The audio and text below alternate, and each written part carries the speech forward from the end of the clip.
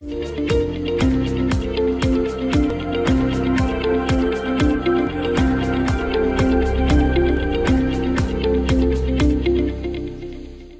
वालेकुम। आज की इस वीडियो में हम MS वर्ड में मौजूद होम टैब के अंदर जो फंक्शंस हैं उनको सीखने की कोशिश करेंगे और अपने वर्कशीट के ऊपर यानी अपने इस टेम्पलेट के ऊपर जो हमने ओपन किया हुआ है इसके ऊपर हम अप्लाई करके देखेंगे कि किस ऑप्शन को हम कैसे यूज़ करते हैं। ये मैंने एक बुक ओपन की हुई है। हमने यहाँ से होम टैब को सिलेक्ट कर लिया। सिलेक्ट करने के बाद उसके तमाम रिबन हमारे सामने डिस्प्ले हो रहे हैं। इनमें मौजूद जो हमारा फर्स्ट सेगमेंट है इसके अंदर जो फर्स्ट ऑप्शन है वो है पेस्ट का, उसके बाद कट का, कॉपी का। यहाँ से हम देखेंगे कि किस तरीके से हम इन ऑप्शन का यूज़ करते हैं। बेसिकली किसी भी चीज़ को कॉपी करने के लिए हम इस कॉपी के बटन का यूज़ करते हैं। हम यहाँ से भी कॉपी कर सकते हैं और अगर हम राइट क्लिक करें यहाँ पे आके तो आप देख सकते हैं कि यहाँ पे भी एक कॉपी का बटन है। हम यहाँ पे भी इसका यूज़ कर सकते हैं, यानी यहाँ से भी कॉपी कर सकते हैं। मैं यहाँ से सिलेक्ट करती हूँ किसी भी चीज़ को। हमने जिस चीज़ को भी सिलेक्ट करना हो उसके ऊपर आके क्लिक करेंगे। जब हमारा कर्सर ब्लिंक करने लगे तो हम आगे की तरफ ड्रैग करेंगे। ये मैंने सिलेक्ट कर लिया। सिलेक्ट करने के बाद अब हमने इसे कॉपी करना है। आप देख सकते हैं कि यहाँ कॉपी का बटन था वो एक्टिव हो चुका है। हम यहाँ पे क्लिक करके भी कॉपी कर सकते हैं और इसके ऊपर राइट क्लिक करेंगे तो यहाँ से भी कॉपी कर सकते हैं। इन दोनों फंक्शंस का एक ही काम है। हम यहाँ से कर लेते हैं कॉपी। जैसा कि आप जानते हैं जब हम किसी भी चीज़ को कॉपी कर लेते हैं तो कॉपी करने के बाद उसका दूसरा काम होता है पेस्ट करना, यानी किसी दूसरी जगह पे उसे पेस्ट करना। तो उसके लिए हम पेस्ट के ऑप्शन का यूज़ करते हैं। मैं यहाँ क्लिक करती हूँ, एंटर प्रेस करती हूँ ताकि नीचे वाली लाइन के अंदर आ जाऊँ और यहाँ पे मैं इस पेस्ट के बटन पे क्लिक करूँगी तो आप देख सकते हैं कि ये वही चीज़ है जो हमने यहाँ से कॉपी की। लेकिन मैं Ctrl+Z प्रेस करूँगी ताकि ये अंडू हो जाए। अगेन प्रेस कर देती हूँ। हमने देख लिया कि किस तरीके से हम कॉपी और पेस्ट के ऑप्शन का यूज़ करते हैं। इसी तरीके से अगेन मैं इसे सिलेक्ट करती हूँ। एक तो होता है कि हमने एक जगह से किसी चीज़ को कॉपी कर लिया और दूसरी जगह पे पेस्ट कर दिया ताकि वो पहली जगह पे भी मौजूद रहे और दूसरी जगह पे भी आ जाए। लेकिन अगर आप ये करना चाहें, जैसा कि ये जो हमने सेलेक्ट किया हुआ है, आप ये चाह रहे हैं कि ये यहाँ पे नहीं होना चाहिए बल्कि यहाँ से रिमूव हो जाए और किसी और जगह पे इसे पेस्ट करना है, तो उसके लिए हम कॉपी के ऑप्शन का यूज़ नहीं करते। उसके लिए हम यूज़ करते हैं कट के ऑप्शन का, ताकि ये यहाँ से कट हो जाए और दूसरी जगह पे हम आसानी से उसे जाके पेस्ट कर सकें। कट के लिए भी आप राइट क्लिक करके यहाँ से कट के ऑप्शन का यूज़ कर सकते हैं और यहाँ से भी कर सकते हैं, लेकिन हम सिंपली यहाँ पे क्लिक करेंगे। ये हमारा कट हो चुका है। आप देख सकते हैं कि वो दो लाइन जो हमने यहाँ पे सिलेक्ट की थी वो कट हो चुकी हैं। लेकिन अब हम अगेन उसे पेस्ट करेंगे। हम यहीं पे पेस्ट कर देते हैं तो अगेन हम इस पेस्ट के बटन पे क्लिक करेंगे तो आप देख सकते हैं कि वो दोनों लाइंस आ चुके हैं। इस तरीके से हम कट, कॉपी और पेस्ट के ऑप्शन का यूज़ करते हैं। उसके बाद आ गया हमारा फ़ॉन्ट का सेगमेंट। इसमें हमारे फ़ॉन्ट से रिलेटेड यानी ये जो हमने टाइप किया हुआ है इससे रिलेटेड तमाम चीज़ें होती हैं। यहाँ से हम उसका फ़ॉन्ट चेंज कर सकते हैं, यानी उसका डिज़ाइन चेंज कर सकते हैं। यहाँ से हम उसके साइज़ को इंक्रीज़ कर सकते हैं। मैं यहाँ से इसे सिलेक्ट कर लेती हूँ। ये मैंने सिलेक्ट कर लिया। सिलेक्ट करने के बाद मैं चाह रही हूँ कि ये इस फ़ॉन्ट में नहीं आना चाहिए, किसी और फ़ॉन्ट में आना चाहिए, यानी किसी और डिज़ाइनिंग में ये लिखा होना चाहिए।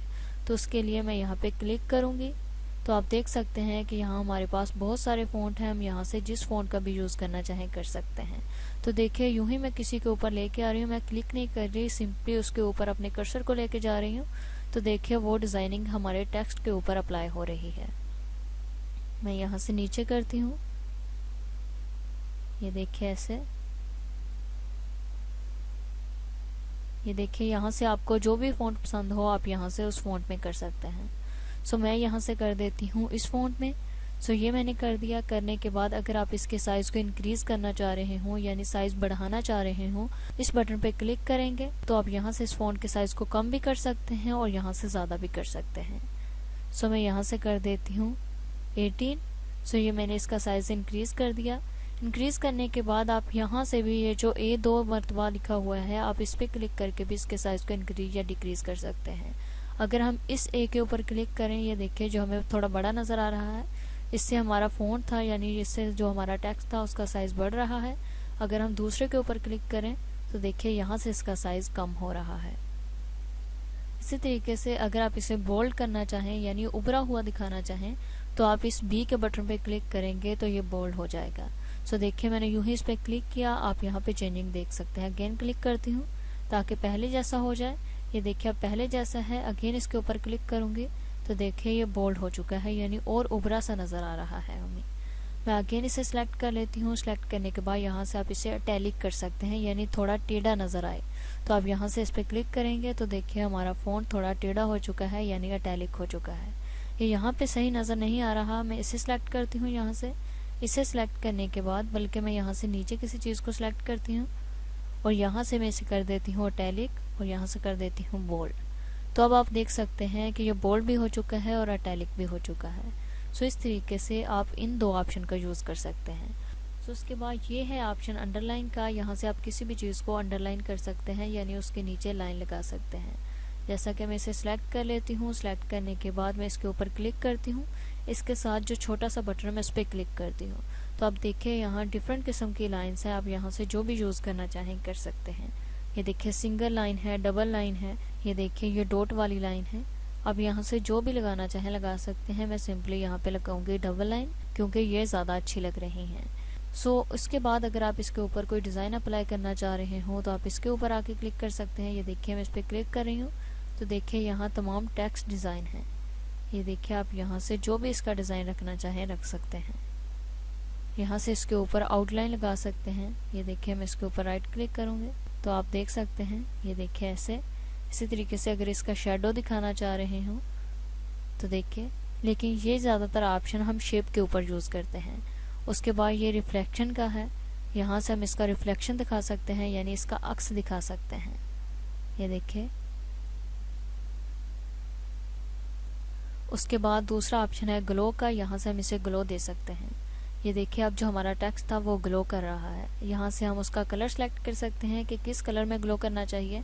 उसके बाद अगर आपको यहाँ से कोई कलर ना पसंद आए तो आप मोर ग्लो कलर पे क्लिक करेंगे, आपके सामने कलर पैलेट ओपन हो जाएगी। तो आप यहाँ से अपनी मर्ज़ी का कलर भी सिलेक्ट कर सकते हैं। सो ये हमने कर दिया। करने के बाद अगेन मैं इसे सिलेक्ट करती हूँ। सिलेक्ट करने के बाद हम यहाँ पे क्लिक करेंगे। सो यहाँ से आप इसके सेंटेंस केस को चेंज कर सकते हैं, यानी अगर आप लोअर केस में रखना चाहें, अपर केस में रखना चाहें तो आप यहाँ से सिलेक्ट कर सकते हैं। लाइक मैं इसे कर देती हूँ लोअर केस। सो देखिए अब तमाम वर्ड लोअर केस में आ चुके हैं, यानी जो फर्स्ट वर्ड था वो भी लोअर में आ चुका है। इसी तरीके से अगेन सेलेक्ट करूँगी और यहाँ से कर दूँगी अपर।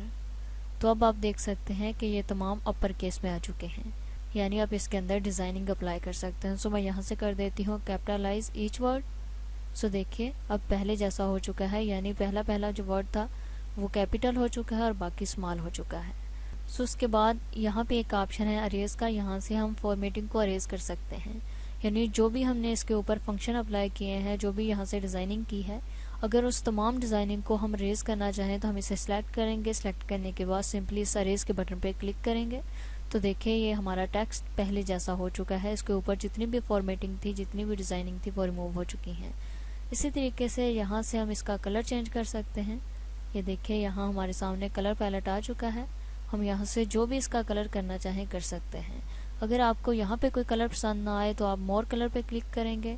मोर कलर पे क्लिक करने के बाद यहाँ से जो भी कलर रखना चाहें रख सकते हैं। ये देखिए मैं कस्टम पे क्लिक करती हूँ तो देखिए आप खुद से भी कलर यहाँ से क्रिएट कर सकते हैं, डिफरेंट कलर्स को मिला के। सो मैं यहाँ से कैंसिल कर देती हूँ इसे। कैंसिल करने के बाद अगेन इस पर क्लिक करूँगी और दूसरा है ग्रेडियंट। अगर आप इसके अंदर ग्रेडियंट कलर देना चाहें, यानी एक से ज़्यादा कलर एक ही टेक्स्ट के अंदर देना चाहें तो आप यहाँ से कर सकते हैं। मैं मोर ग्रेडियंट पे क्लिक करती हूँ। ये देखिए हमारे सामने आ चुका है। हम यहाँ से कलर सेलेक्ट कर सकते हैं कोई भी, और इसके अंदर जो भी कलर सेलेक्ट करके अप्लाई करना चाहें कर सकते हैं। लेकिन मैं इसे कट कर दूँगी। कट करने के बाद मैं यहाँ से इसका कलर कर देती हूँ लाइक ये।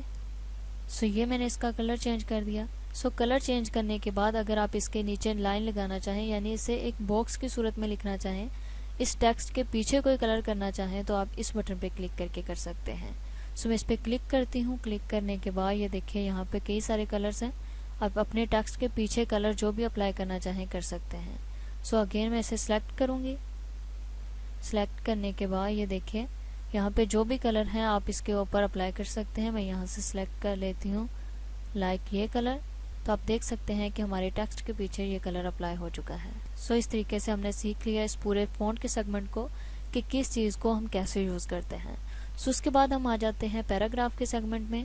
सो आप देख सकते हैं इसमें पैराग्राफ से रिलेटेड तमाम चीज़ें हैं, यानी यहाँ से हम इसके अलाइनमेंट को चेंज कर सकते हैं कि ये जो हमारा टेक्स्ट है ये राइट होना चाहिए, लेफ़्ट होना चाहिए या मिड में होना चाहिए। सो देखिए, अगर तो आपका उर्दू में होगा तो आप यहाँ से इस फॉन्ट में कर सकते हैं, यानी आप राइट कर सकते हैं। अगर आप इसके अंदर इंग्लिश में कोई चीज़ लिख रहे हो तो आप यहाँ से लेफ़्ट कर सकते हैं। इसी तरीके से अगर आप कोई पोइम्स वगैरह लिख रहे हो तो आप यहाँ से सेंटर कर सकते हैं। ये देखिए, अब ये सेंटर में आ चुका है। इसके अलावा अगर आप कुछ भी लिख रहे हो, लाइक कोई आर्टिकल लिख रहे हो, तो उसके अंदर बाज़ चीज़ें ऐसी होती हैं जिनको हमने बुलेट्स की सूरत में लिखना हो तो आप यहाँ से वो भी लगा सकते हैं। लाइक मैं इसे सिलेक्ट कर लेती हूँ। सिलेक्ट करने के बाद ये देखिए, हम यहाँ पे आएंगे, क्लिक करेंगे तो देखिए यहाँ पे कई सारे निशान हैं, यानी कई सारे बुलेट्स हैं। आप यहाँ से जो भी इसके अंदर लगाना चाहें, यानी इसके स्टार्टिंग में लगाना चाहें, यहाँ से लगा सकते हैं। सो मैं यहाँ से सिलेक्ट कर लेती हूँ इसको। इसी तरीके से अगेन सेलेक्ट करूँगी। यहाँ से अगर आप गिनती में लिखना चाहें, यानी न्यूमेरिक वैल्यू इसके अंदर ऐड करना चाहें, तो आप ये भी कर सकते हैं। लाइक जब हम कोई भी पेपर बना रहे होते हैं तो उसके अंदर इन ऑप्शन का हम ज़्यादातर यूज़ करते हैं, न्यूमेरिक का, ताकि हमारे जो भी MCQs होते हैं उसके अंदर अगर हम ABC के साथ उसे शो करना चाहें तो कर सकते हैं, अगर हम 1-2 के साथ करना चाहें तो कर सकते हैं। ये देखिए, इस तरीके से आप यहाँ से जो भी करना चाहें कर सकते हैं। उसके बाद ये है करंट लिस्ट। अगर आप कोई लिस्ट बनाना चाह रहे हो तो आप यहाँ से इन ऑप्शन का यूज़ कर सकते हैं। लाइक मैं सेलेक्ट कर लेती हूँ इस ऑप्शन को, तो देखिए आप यहाँ से जो भी एडिटिंग करना चाहें कर सकते हैं। सो उसके बाद आ जाता है हमारी अलाइनमेंट, यानी अगर हमने इसको इस तरफ थोड़ा करना हो या इस तरफ करना हो तो कैसे कर सकते हैं। तो उसके लिए हम यूज़ करते हैं इंक्रीज इंडेंट का, यानी यहाँ से हम इंडेंट को चेंज कर सकते हैं। लाइक मैं इस पर क्लिक करती हूँ तो आप देख सकते हैं कि ये इस तरफ हो चुका है, यानी राइट तरफ इंडेंट हो चुका है। अगर हम लेफ़्ट की तरफ इंडेंट करना चाहें तो हम इस पर करेंगे। अगर हम बॉटम से टॉप या टॉप से बॉटम की तरफ करना चाहें तो हम यहाँ से कर सकते हैं। ये देखिए, इनकी लाइंस के दरमियान स्पेस दे सकते हैं यहाँ से। सो मैंने यहाँ से अगेन सेलेक्ट कर लिया।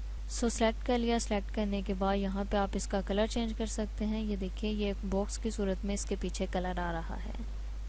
ये देखिए, अगर आप किसी चीज़ को हाईलाइट करके दिखाना चाहें तो आप यहाँ से इस ऑप्शन का यूज़ कर सकते हैं। सो उसके बाद यहाँ दूसरा ऑप्शन है हमारा बॉर्डर का। यहाँ से आप किसी भी चीज़ के ऊपर बॉर्डर लगा सकते हैं। ये देखिए, अगर आप कोई टेबल बना रहे हो तो आप इस बॉर्डर के ऑप्शन का यूज़ कर सकते हैं। लाइक ये देखिए, बॉटम बॉर्डर है, ये टॉप बॉर्डर है। इसी तरीके से लेफ़्ट, राइट, नो बॉर्डर। अगर आपने कोई बॉर्डर नहीं लगाना, यानी पहले से कोई बॉर्डर अप्लाई है, तो आप यहाँ से नो बॉर्डर पे क्लिक करके उसे रिमूव कर सकते हैं।